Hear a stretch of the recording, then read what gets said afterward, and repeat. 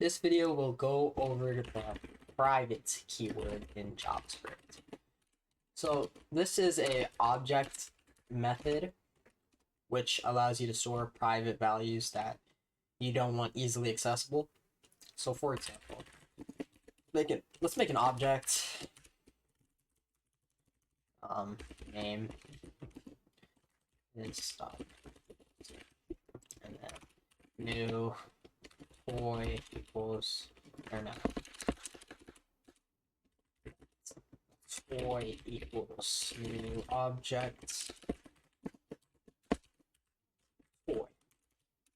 Now let's say we wanted to have a private variable associated with each toy. We can do that by creating a private variable. So let's make it price. And let's say price is 20 bucks for each toy. Now let's try to reference this.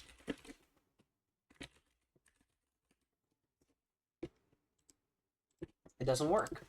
This is exactly what the private field is supposed to do. It doesn't let you directly access any private variable you put, but you can change it like this. Create some sort of get function, get price function,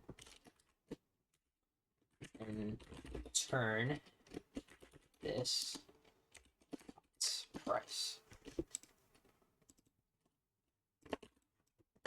So just to show side by side. Boom. So exactly how let me make sure I'm recording. Okay.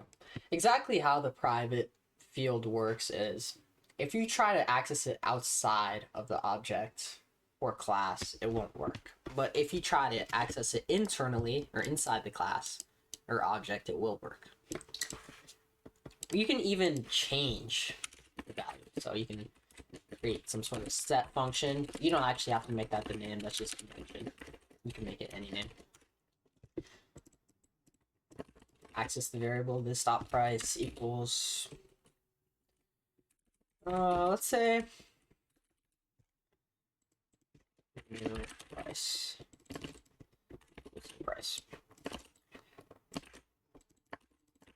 So let's say we wanted to set the price at 100. Just to show that it did work. 20. This returns undefined. So let's just return 1 to show that it worked. Or no.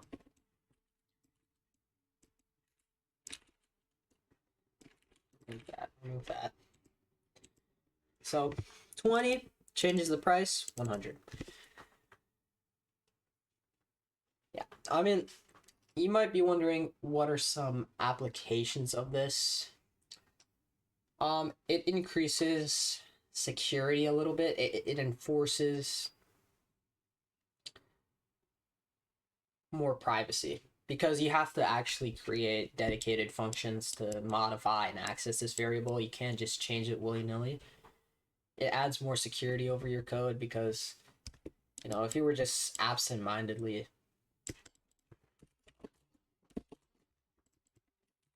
if you just wanted to change this variable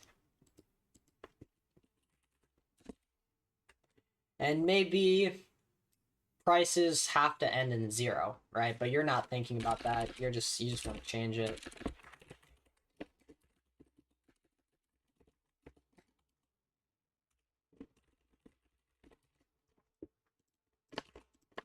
You know, you just want to update it quickly. I mean, there's nothing stopping you from doing this. Well, if this was a public variable. If this was a public variable, there's nothing stopping you from doing this. However, since it's a private variable, one, this isn't going to work. because this hashtag will cause a syntax error since it's outside of an object class. And 2, if you use this private method to update and change specific variables, you can enforce rules in this set price function. For example, like I said, let's say you wanted prices only ending in a 0. You can create some function here that says if new price divided by your modulo operator 10 0 doesn't equal 0, row error.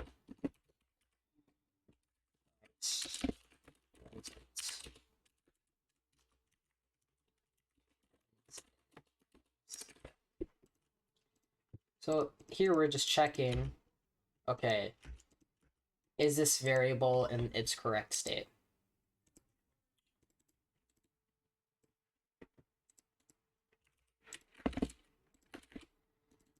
And let's do before.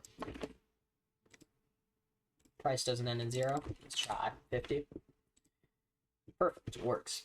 So yeah, this just allows you to add more security over your code, reduces bugs. Yeah, it just makes your code a lot more maintainable. Once you understand it, it's really simple. So yeah, sub if you want, like if you want.